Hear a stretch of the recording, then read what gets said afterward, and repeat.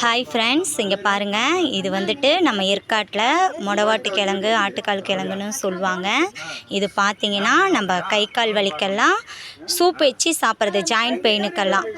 இது வந்து பார்த்திங்கன்னா நீங்கள் ரெகுலராக மாத்திரை மருந்துக்கு பதிலாக நீங்கள் இதை இந்த தோல் மேல் தோல் இருக்குது பார்த்திங்களா, இதை சீவிட்டு இஞ்சி தட்டுற மாதிரி தட்டி நீங்கள் வெஜிடபிள் சூப்பு, ஆட்டுக்கால் கிழங்கு சூப்பெல்லாம் எப்படி வைக்கிறீங்களோ சேம் அதே மாதிரி வச்சு நீங்கள் வாரத்தில் 2 நாள் 3 நாள்னு உங்களோட கை கால் வலி, மூட்டு வலி எல்லாம் தீர்ற வரைக்கும் நீங்கள் சூப் வச்சு சாப்பிட்டீங்கன்னா இதோட கிழங்கோட பெனிஃபிட்டால் உங்களுக்கு அது ஃபுல்லாகவே க்யூர் ஆகிடும்.